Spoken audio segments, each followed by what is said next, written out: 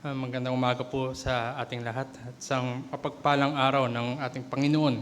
At tayo ngayon narito upang magukol ng pagsamba. Ang dami po natin ngayon, very long time, I believe. Para po sa mga hindi po nakakilala sa akin, ako nga po pala si Brother Giro Francisco. So mahabang panahon na at ito rin po yung ating tatalakayin. But let us begin with a time of prayer. So let's pray. Aming dakilang Diyos, muli kami ay lumalapit sa inyo pong trono ng biyaya. Hiningi po namin ang talino, ang gabay na nagmumula po sa inyo. Tulungan niyo kami na matuon ng bawat isa ang aming buong diwa at makita namin ang inyo pong kaluwalhatian.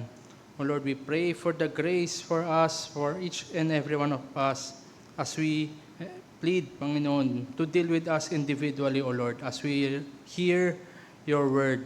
And help us, O God, to truly seek your grace for us this time.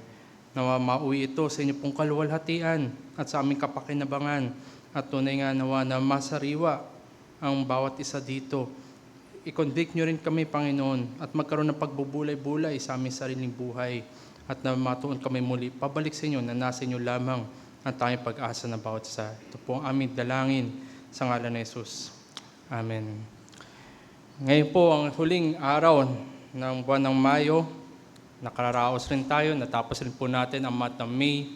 Pero gusto ko po sana na magbalik tanaw yung mga ilang kaganapan, few days, the start of this month, at magfo-focus po ako sa kamatayan. In just the first few days of this month of May, several news about deaths made headlines in different parts of the newspaper. Sa portion po ng business, last May 6, media mogul Ted Turner died at the age of 87. Si Ted Turner, he founded CNN, TNT, at pati rin po yung Cartoon Network. At marami rin po siyang humanitarian efforts. He pledged $1 billion sa UN to help the people abroad. And also, he engineered yung Goodwill Games para magkaroon ng pag-uusap between the Soviet Union and United States. So this person, a media mogul, very successful person, at sa kanyang mga ginawa na humanitarian efforts, masabi natin na he is a philanthropist, but he died at the age of 87 of natural death. Sa sports, a professional athlete named Brandon Clark passed away last May 11 at the age of 29. Meron po naghihintay sa kanya 12.5 million guaranteed na pera. Pero he passed away. He died from drug overdose. And in local news, a 5-year-old boy identified as John Francis Muleta passed away on May 10 after suffering severe injuries from a brutal attack in Navotas City. So tatlo lamang ito, just as very small sample ng mga namayapa ng buwan ng May, and even few days of May. So this is just very small sample.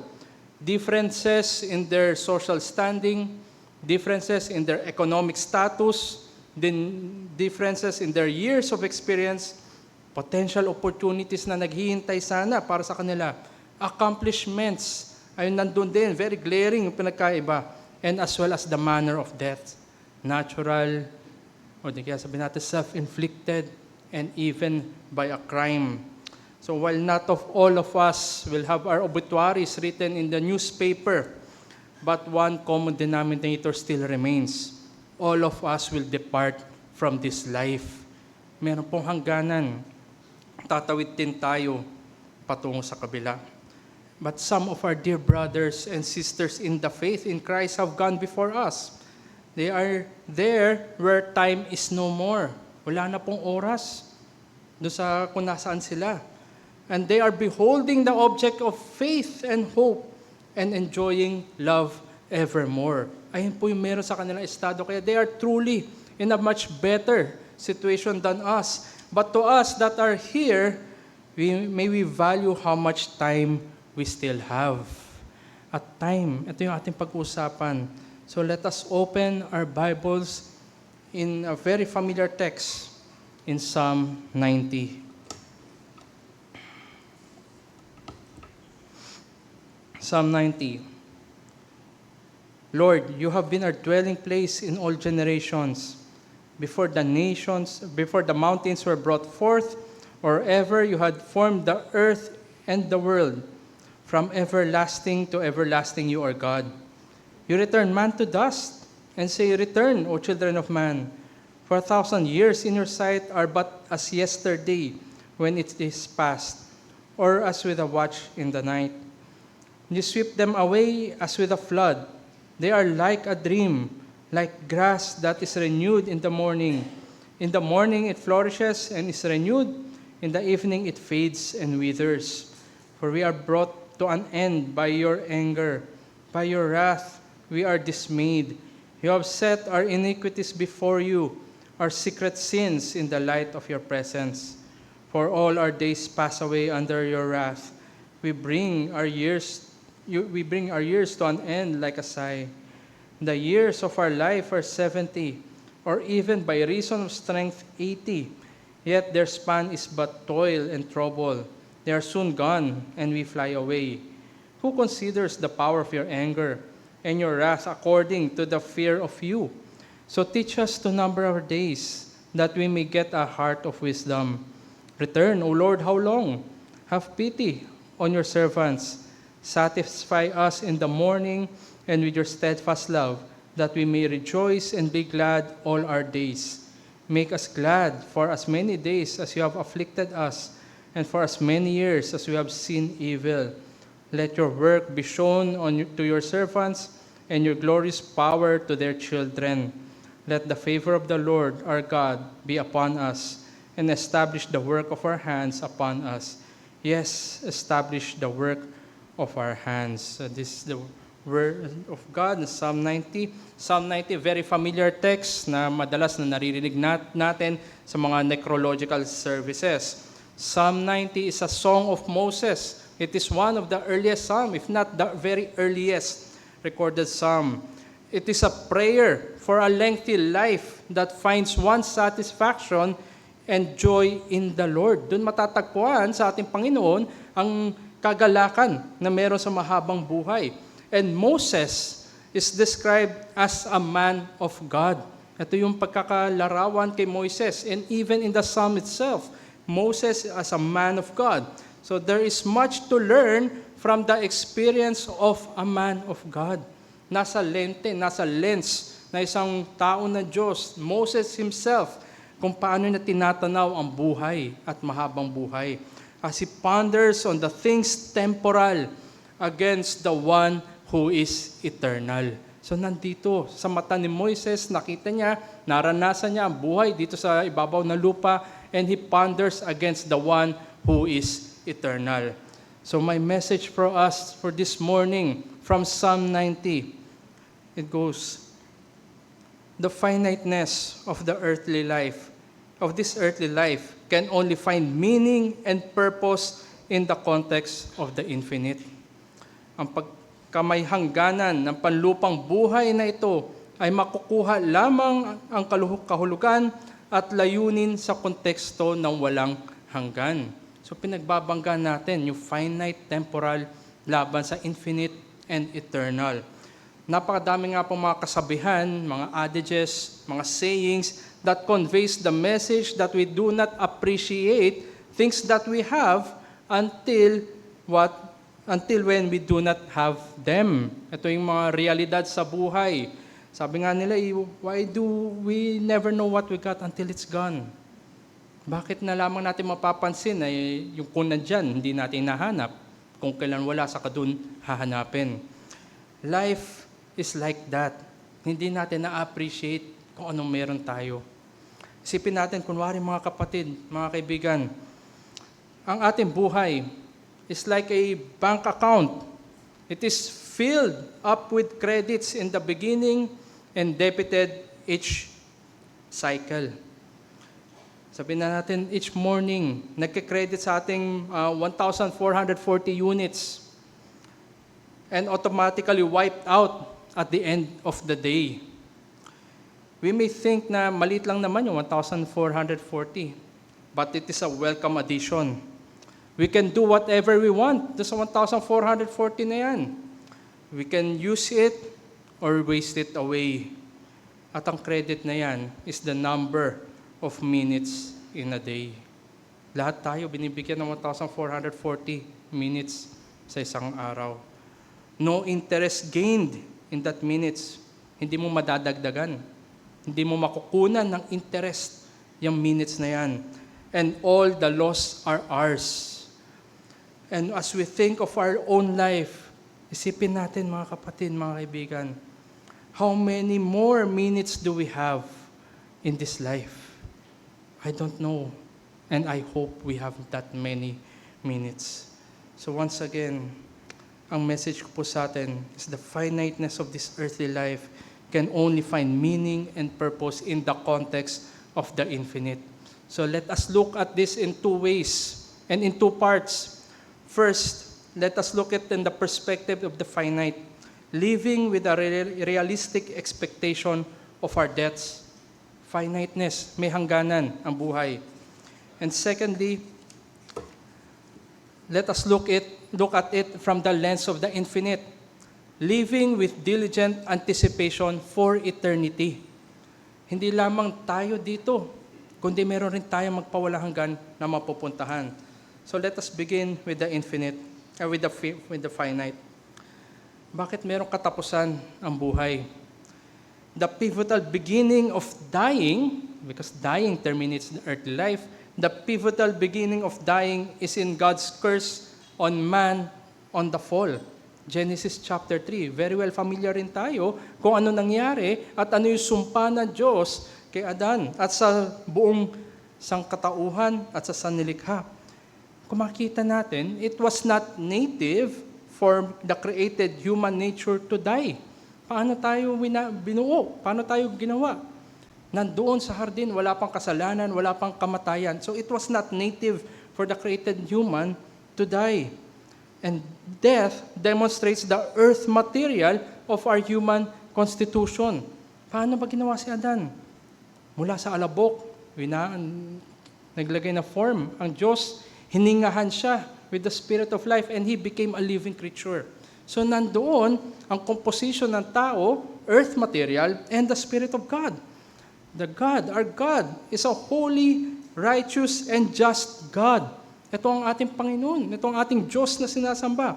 And when Adam transgressed against God, these attributes actively function in wrath. Napuot ang Diyos dahil sa kasalanan na ginawa.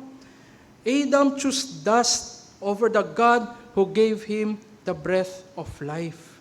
And because of that, babalik tayo sa alabok. Lahat tayo babalik sa alabok. To dust we return.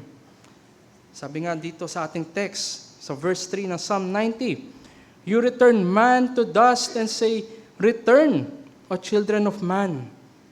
Nandito makikita natin yung dalawang pattern na ginamit yung turn or return. You return man to dust and say, return, O children of man. Ganito rin po yung ginamit doon sa sumpa sa hardin. If you would open your Bibles in Genesis 3:19, exact same pattern. Nandoon, the turn and return appears twice where God pronounces the curse of death against humanity. And man's demise is contrasted with God's eternal nature.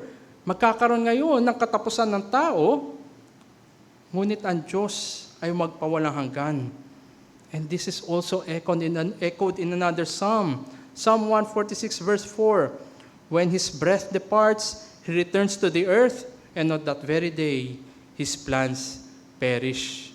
Marami pong ambisyon, marami po tayong pangarap, marami po tayong naisin. But at the time of our death, lahat yan ay maiiwan na lamang dito.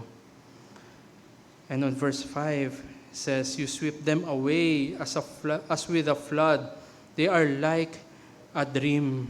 Tayo mga Pilipino, pamilyar na pamilyar tayo sa flood. Whether it nasa political side or sa literal na experience natin, we are very much familiar with flood.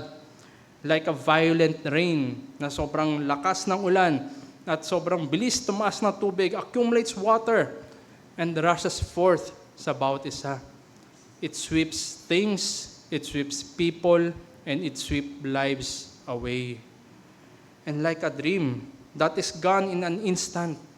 Minsan, di ba, pag masarap yung panaginip natin, pag nagising tayo, wala na kaagad. Tapos na yung panaginip. The brevity, the shortness, echoes and reflects the judgment of God. And on verse 6, in the morning and in the evening fades and withers. Once again, pinapakita niya sa atin yung kaiksian. Parang isang araw lang, morning, evening, then that's it. Fading and withering. Emphasizing the brevity of human life. Lalo-lalo na when we live it out towards sin and rebellion. Ganun kabilis ang buhay. Because we do not know God. For we have been consumed by your anger and by your wrath. Napakabilis ng buhay. 1,440 na ticks lang. At walang kasiguraduhan ang buhay natin dito sa mundo. And not just life is brief, but death is always knocking on our door. Pero ang malungkot dito, kung maging realistic tayo, hindi tayo yung magbubukas ng pinto para sa kamatayan. Kusang pumapasok ang kamatayan, lalo na sa mga unexpected moments. Meron mga taong napakalakas ng pangangatawan, buong-buo yung kalusugan nila as we look at them, and yet in an instant, they die.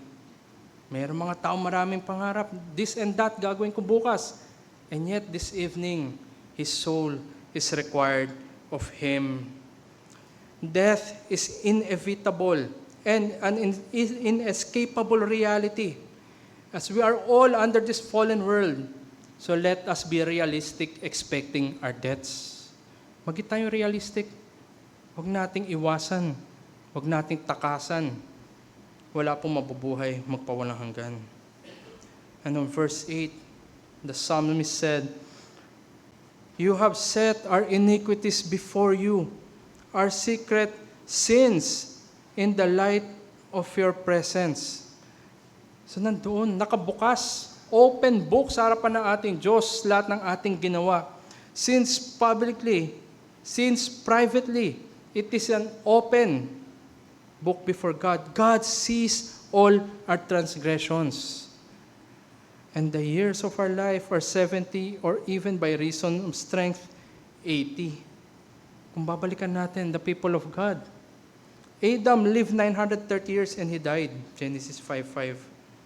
Abraham lived 175 years and he died, Genesis 25:7. Moses lived 120 years and he died, Deuteronomy 34:7. Pabawas ng pabawas, pababa ng pababa. Makikita natin, death is all around us. Aabot rin sa ating pintuan, aabot rin sa ating buhay. Tingnan lamang natin sa mga balita, nandun yung dying, death, body count. Sa Facebook post, makikita na lamang natin, kakilala natin, meron ng picture ng itim. Kundi ka ng candle. Ilang funerals na yung inattendan natin simula nitong taon. Kaya nga sabi nila, everyone who died is just a history. And sa history, it is just documents, dates, and dead people. And so are we. Doon rin tayo papunta. So teach us to number our days. Ito yung sabi ni Moses, sa likod ng finiteness ng buhay, brevity of life, paigsi na paigsi, and realistic expectation of death, we are to number our days. Number, bilangin. 525,600. Ito po yung dami ng minuto sa isang taon. Kung babalikan natin, lahat tayo na narito, balikan natin, May 31, 2025, up to now. Ano ba yung ginamit natin? At saan natin ginamit ang mga minuto na binigay ng Diyos sa atin? We all have that hourglass, but the beauty of it is we do not know how much is left. Ang sigurado dyan, mauubos din yan. Pero hindi natin alam kung gaano kadami pang natitira. And minute by minute, second by second, breath by breath, unti-unti yang nababawasan. Dear Christian, kung ikaw ay nasa ating Panginoon Jesus, time is a very important resource that we should be using very wisely. as good stewards of God's gracious gifts. Yung ating hinanga ay biyaya mula sa Diyos. Gamitin natin yan wisely, God-glorifying manner. That even though we are realistic about our death, we live with the certainty of hope in God. Matatapos din, mauubos din yung mga minuto natin sa buhay. Pero pinamuhay natin to para sa kaluwalhatian ng Diyos. At kaibigan, kung wala ka pa kay Jesus, you also have that much time. Ganun rin naman yung binigay sa iyo.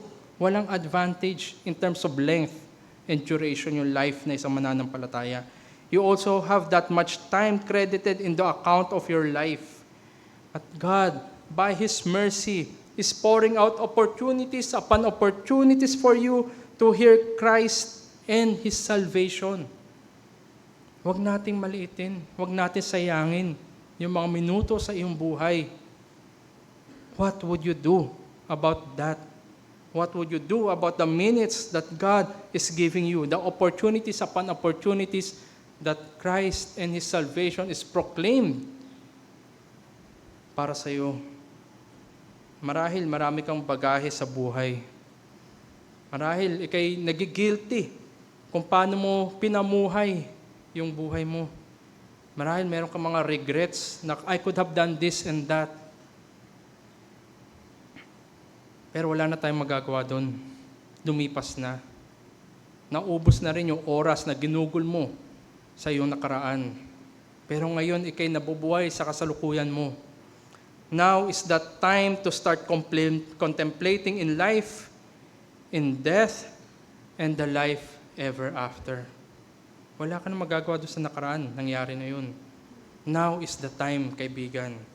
And God uses the finiteness of life and the providences of even the death para sa iyo.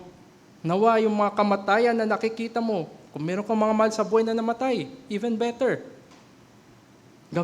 Ginagamit yan na Diyos para sa iyo. Para tawagin ka. God uses that providence of death for you.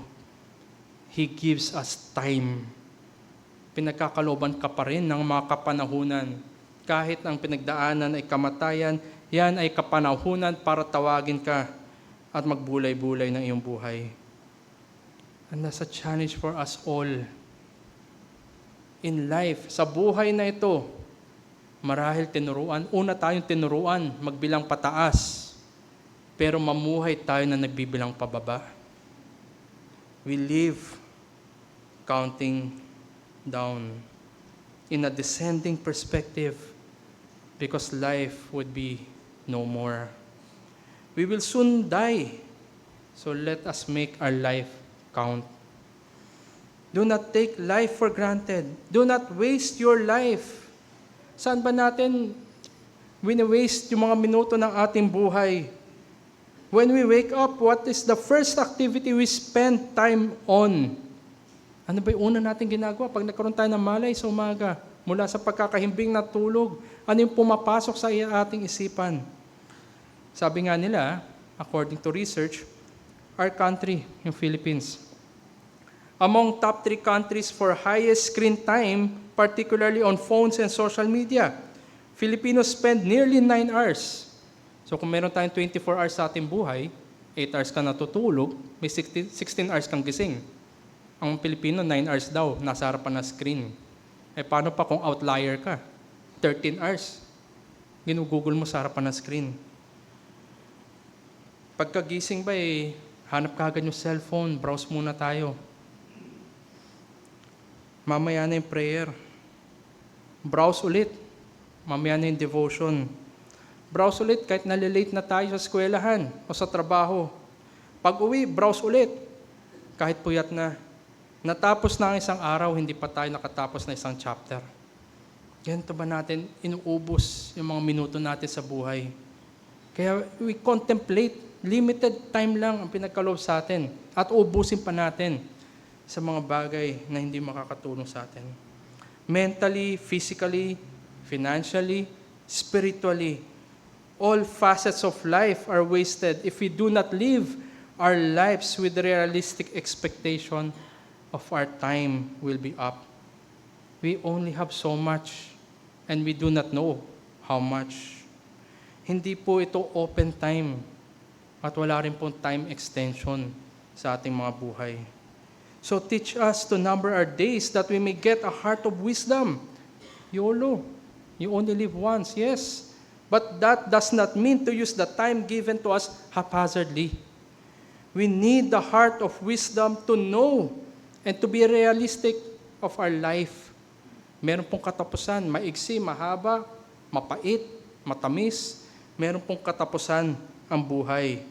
And let us learn from that heart of wisdom as we live before God. Nung college po kami, meron po kami subject na only 20% of the class nakakuha na satisfactory mark. Naririnig ko po yung mga klase ko. They were begging for the instructor, "Sir, special consideration, second chance, second project." Pero sabi po ng instructor, not all in this life have their second chances. It struck me then, at dala-dala ko hanggang ngayon, na tama naman. Hindi naman lahat tayo nakakuha na second chance in life. Hindi naman lahat na dumadating yung mga second chances na yan. To some, it may come, but to most, it never came. What about your life? Darating pa ba yung second chance sa iyong buhay? Meron pa bang ikalawang pagkakataon para sa iyo? Marami tayong kakilala na hindi dumating sa kanila. Hintay mo pa ba kung darating o hindi darating sa buhay mo? We only have one shot. No undo, no redo. Would there be another day for another chance? I don't know. Is there still time for you to defer your only chance in life? I hope so. You can only hope to God for your life. At yung kalimitan na inisip natin na meron pang panahon. Meron pang darating na next opportunity. May darating pa ulit. And as the late great athlete said, the biggest mistake we make in life is thinking we have time. Ito yung mga pagkakamali natin. Akala natin meron pa. Maasa tayo na meron pa. Matagal pa. Bata pa lang ako. Mahaba pa yung buhay ko. Ito yung kalimitan na naisip natin, but God says otherwise.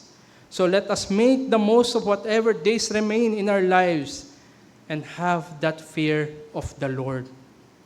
And in that fear of the Lord, we can get wisdom and we can see realistically that we will soon die and we will soon part and depart from this earthly life. Maubos din ang mga minuto natin sa buhay. Darating ang time na wala na rin tayo at darating ang time na pupunta tayo sa magpawalang hanggan. So that is the finiteness of life. We must have that realistic expectation of our deaths. At sa ating pagtawid, tingnan naman natin ito sa backdrop ng eternity, the infinity. Living with diligent anticipation for eternity. Ang pamumuhay na may masipag na pag-aasam sa walang hanggan. Diligence necessitates ample time and well preparation. Kailangan naghahanda tayo. Sapagkat realistic tayo sa ating kamatayan, we prepare for what's next in our lives. The opposite of diligence are slothfulness, laziness, and even tardiness. At tayo pa mga Pilipino, ang dami nating Filipino time. Manyana habit. Hindi tayo nagkukulang sa procrastination. At hindi rin tayo nagkukulang as we take life for granted. But it is a call for us to anticipate eternity. And by being limited by time, we must have that realization of eternity. Pagkatapos sa mundo na ito, pagkatapos sa buhay na ito, magkaroon tayo ng anticipation na walang hanggan. Have that earnest effort. Eliminate distractions. Be persistent because of the looming death and the eternity in the hereafter. Especially before God. Haharap tayo sa Diyos pagkatapos ng ating kamatayan. Kung maalala natin, I believe, naturo na sa atin na attributes of God. God in His being and character does not change. God is beyond the effects of time. Eternality is not identical with endless time, but time is an aspect of eternity. Ang ating Diyos, He is that eternal one where time is not affecting Him. He is the one before from everlasting to everlasting. Sa verse 2 nga ng ating text, sa Psalm 90, verse 2, before the mountains were brought forth, or ever you had formed the earth, and the world from everlasting to everlasting, you are God. Nandun yung haharapin natin na Diyos. Siya'y magpawalang hanggan, tungo sa magpawalang hanggan. And because finite men that we are, we exist in essential finitude. Meron tayong limited time lang sa mundo na ito. We can only describe God's infinity by way of negation and comparison. Hindi siya gaya natin, at ang buhay niya hindi gaya ng buhay natin. Only God is infinite, and everything else is finite, including the quality of life. By the way, I said quality of life. Hindi ito tumutukoy sa meron ka, sa spending power, sa mga na-access mo ng mga privileges. Hindi yan ang quality of life. Lahat po tayo ay may very poor quality of life dahil lahat tayo ay mamamatay. Paano man tayo mamamatay? Kailan man tayo mamamatay? Lahat tayo mamamatay. Jesus Christ revealed Himself as the one who not only to restore what was lost due to the fall, but more so He is, and in Him is the life we desperately need. Kailangan ng bawat isa ang life na ito. It is eternal life. May katapusan ang buhay sa mundong ibabaw, ngunit sa lahat ng na kay Kristo, nandun ang tatamasa ang buhay magpawalang hanggan. I'll be reading several verses para sa atin na makita natin that truly indeed it is in Christ. John 6:35, I am the bread of life. Whoever comes to me shall not hunger, and whoever believes in me shall never thirst. John 10:11, I am the good shepherd. The good shepherd lays down his life for the sheep. John 11:25, I am the resurrection and the life. Whoever believes in me, though he die, yet shall he live. And John 14:6, I am the way, the truth, and the life. No one comes to the Father except through me. Makita natin paulit na binabanggit ni Jesus ang buhay. Pinapakita niya na nasa Kanya lamang ang buhay magpawalang hanggan. At pinapakita rin niya sa atin, pinapamukha niya sa atin, at ini-impress niya sa atin na mayroong hangganan ng buhay natin. Mayroong hangganan. At tanging nasa Kanya lamang ang buhay na magpawalang hanggan. Only Jesus Christ has and gives the quality of life that is life everlasting. Now, as I come back, maging realistic tayo sa ating kamatayan. At ito'y pinapahayag sa iyo, realistically din, that in Christ is life everlasting. Life is very short in the face of eternity. Marami mga illustrations na kinokontrast ang finite sa infinite, but it always falls short. We cannot comprehend eternity. Unbelievers hope in uncertainty, but believers anticipate the fullness in eternity, because we are reconciled to the eternal God who bestowed to us eternal life. Pero sa iyo, kaibigan, kung wala kay Kristo, your life will end and your eternity will be in judgment. And verse 4, it says, For 1,000 years in your sight are but as yesterday when it is past, or as a watch in the night. So let me make this clear. This is not to be taken literally. Ito ay metaphorical. Pinapakita lang niya kung gaano kaigsi yung buhay, yung oras sa mundong ibabaw kumpara sa eternity with God. Ganito kaigsi, for 1,000 years in your sight are but yesterday. 1,000 years. Ano ba nangyari 1,000 years? March 16, 1521, 505 years ago, dumating si Magellan. It's just a half day para sa Diyos. Next month, June 12, 1898, 128 years ago. Momentous and historic event para sa atin, but it is nothing but a blink sa Diyos. So view life in the light of eternity. Everything in this creation is temporal and will fade and only God has that eternity. Nakakalimutan na nga natin mga kasaysayan. Pero yan ay katiting lang sa harapan ng magpawalang hanggan. So let us be realistic and honest with the quality of life that we have now. Meron ba tayong buhay na magpawalang hanggan? Are we looking to live forever with God? Or are you excited to face eternity of condemnation? Marahil yung iba sa atin, kahit sa estado ng buhay natin ngayon, meron pa rin mga bucket list. Yung mga nililista na gusto nilang matamasa, magawa, bago sila mamatay. May mga checkbox sila. Some may have several. Bakit mo kukumpletuhin yung bucket list na yan?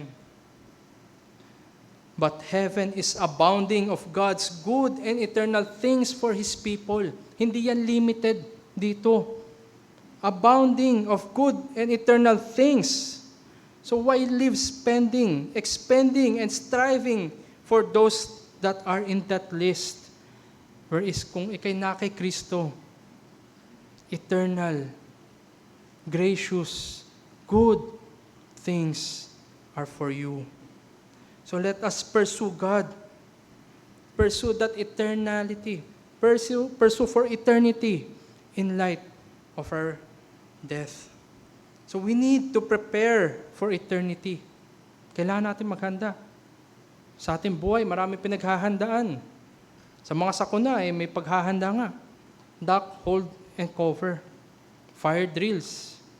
Pero ang buhay natin ay kailangan ng mas paghahanda. And what better way to prepare than to repent and believe in God? Repent and believe in Christ. Ito'y lalo pa dapat para sa magpapawalang hanggan. So let us prepare with full anticipation of our eternity. And only in God is that meaning and purpose in life. Marami pong mga tao nagpapakasasa sa mga ibang kadahilanan sa buhay na ito. But those are meaningless and purposeless in the context of eternity. So live life in anticipation with God. Only in God there is refuge. So verse 1, Lord, you have been our dwelling place in all our generations. Nandoon yung safe haven sa ating Diyos. Nasa Kanya lamang ang magpawalang hanggan that will deliver us in all afflictions in this temporal life. So let us live walking that straight and narrow course away from this city of destruction. Strive to enter the gates of that celestial city.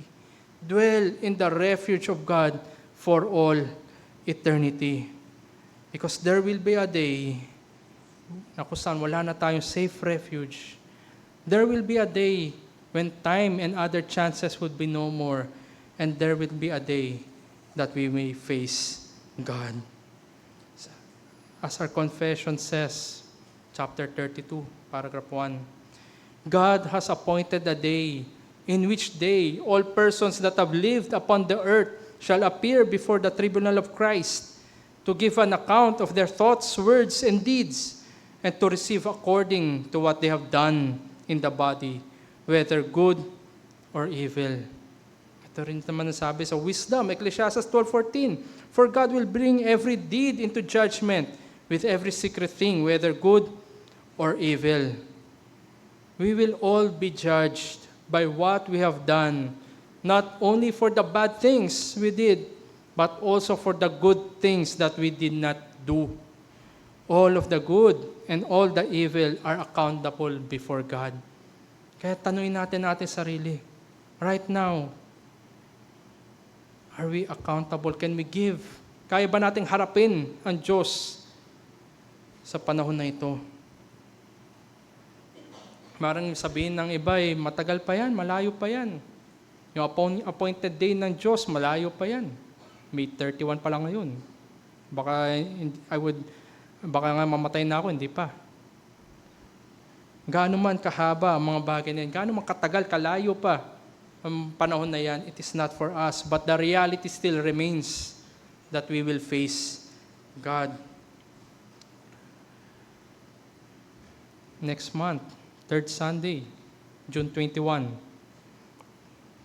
Sabi nga dito, yan daw ang pinakamahaba na araw sa bansa natin. The longest day in Philippines due to the tilt that is closest to the sun, giving the country its maximum amount of daylight.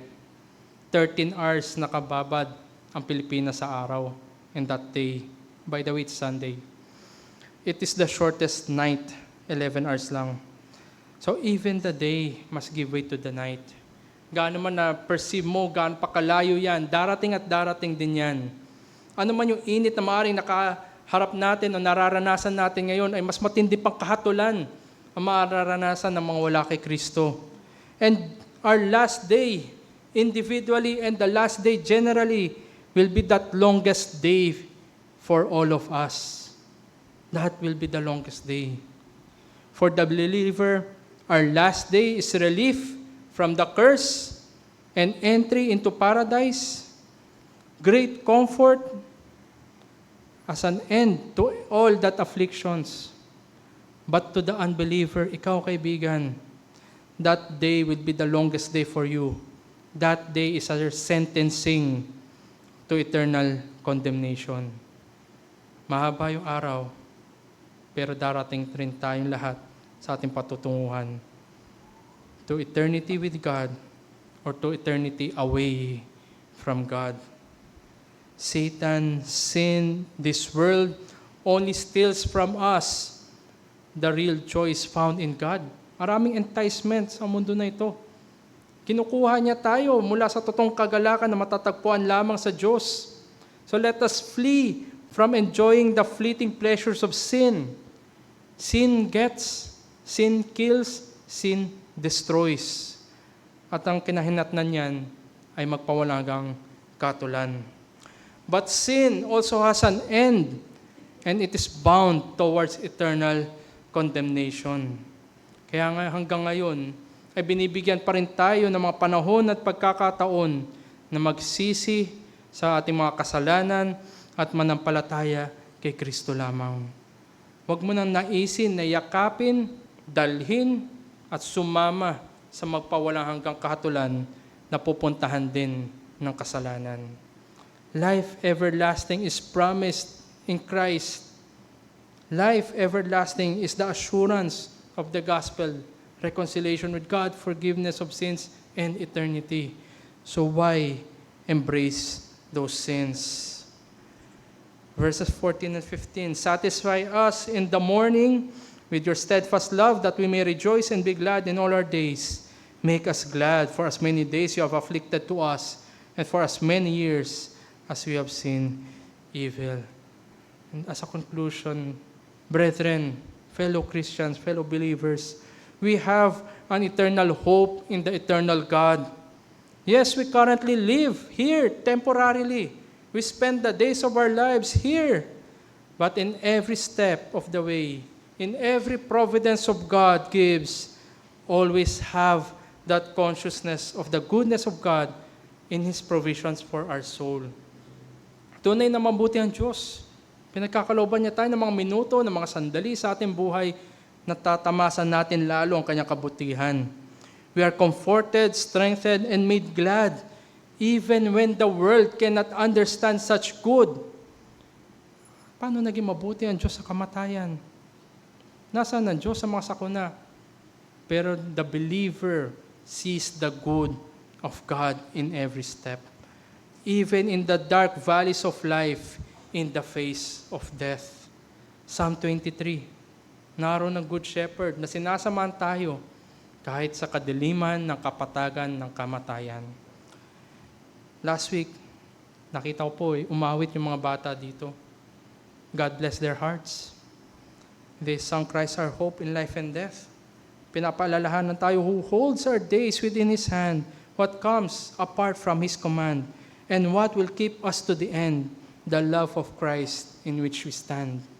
I hope na dito rin tayo nakatayo, kaibigan. Matagpuan ka nakatayo kay Kristo. And is this our hope, dear brethren? Remember the sure and certain promises of Christ that gives its sweetness and pleasing aroma, even when we are mired in the bitter gall of ultimate affliction of death. Kahit sa ating deathbed, kapatid, panghawakan mo ang mga pangako ni Kristo. Panghawakan mo mga pangako na nasa Ebanghelyo, at yan ang katiyakan na tayo dadalhin sa paraiso. At a reminder for us that while we live now, 2 Peter chapter 3, verses 11 to 13, since all these things are thus to be dissolved, what sort of people ought you to be in?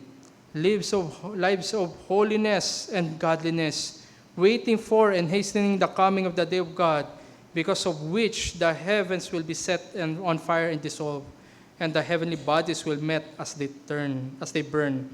But according to His promise, we are waiting for new heavens and new earth in which righteousness dwells. Doon ba nakatuon ang iyong mga mata, kapatid? Nakatuon ba sa magpawalang hanggan, na kung saan ang katwiran at ang biyaya at ang pag-ibig ng Diyos ang mananatili? But for you, dear attendee, dear friend, kung wala ka pa kay Kristo, let your Lord, in the Lord you have a dwelling place. Nandoon ang safe refuge sa Panginoon. And every selfish ambition offered by this world will one day be no more. Hindi nga natin alam kung matatamasa mo yan o hindi. Nothing is for sure. Every false hope provided by and through worldly means will be put into judgment. Only death awaits, then there's judgment. Mamamatay ka rin, kaibigan. But do you have that hope? Ano ba naghihintay sa iyo sa magpawalang hanggan? Kundi kahatulan. Only in God is the safe refuge that delivers us from death towards eternity. May you see the life of your Christian friends. Marahil meron kang mga kaibigan, katrabaho, kaklase, kakilala, o narito ka ngayon na nakikita mo mga mananampalataya sa iglesia na to. Nakikita mo kanilang buhay. Nakikita mo ang kanilang pag-asa kahit sa dumanas ng kamatayan at sa papalapit na kamatayan. May you also be found in the safe passage, in that safe refuge in Christ. And without Christ, perhaps you may be feeling full. Spiritually, you are starving. Eternally, you are thirsting. You will find many enjoyable roads in this life that will only lead to destruction. You will answer for and pay your own life to spend eternity in condemnation. Walang hanggan na kahatulan ang naghihintay para sa iyo. You are dying and will die and experience the second death. Bakit hihintay mo pa? Don't waste away your life and even the minutes right now as I speak. Come to the Lord in repentance and faith to enjoy that life, everlasting reconciliation and forgiveness with God na natatamasa ng mga naki Kristo. Isa nga pong hymno na naaawit natin na nag-encapsulate sa nabigay ko pong mensahe. As we live that life realistic of death, and as we live with diligent anticipation of eternity, there's that hymn, Saved by Grace. Nasabi niya sa second stanza, someday my earthly house will fall. I cannot tell how soon it will be. But this I know my all in all has now a place for me. Dear brethren, yan ang comfort na kay Kristo. Hindi man natin alam gaano pa tayo katagal dito sa mundong ibabaw na ito. Ilan man ang minuto pa nanlalabi sa ating buhay. But we have that comfort that our all in all has already prepared a place for us. Ngunit sa iyo, kaibigan, thank you for taking the time na naka-attend ka ngayon. Thank you for taking the time to even listen to me. But number your time. Take the time in repentance of faith to to our Lord and Savior Jesus Christ. Nawa ay naging beneficial itong an hour na ito at nangusap nawa sa atin ang salita ng Diyos as we contemplate the finiteness of our life in death and the anticipation for eternity. Let us pray. Our dear Heavenly Father, thank you for giving us this time and opportunity to hear your word. Nawa ay naging daan ito, naging kasangkapan sa pagbubulay-bulay namin ng mga panahon pa na iiwan at natitira sa aming buhay. Bagaman hindi namin alam gaano pa katagal ang aming buhay, inyo pong loobin sana, nawa, lalo na para sa mga wala pa po sa inyo, na maging itong panahon sa pagsisisi at pananampalataya. Natawagin niyo po sila mula sa kadiliman at kasalanan, mula sa kahatulan at bigyan niyo nawa sila ng pagkakasundo sa inyo pong harapan. Bigyan niyo sila ng kapatawaran sa kanilang kasalanan at bigyan niyo rin sila ng buhay magpawalang hanggan. At nawa para sa mga kapatiran, mamuhay kami with that hope fixed in you, that we enjoy life everlasting, that even though our life will end in this world, we anticipate glory na kasama kayo. Nawa lalo pa kami mahimok sa pamumuhay na nagbibigay ng kaluwalhatian sa inyo kahit sa kaharapan ng kamatayan, O Lord. Strengthen us. Give us that grace that we may truly live for your glory's sake. In Christ's name, amen.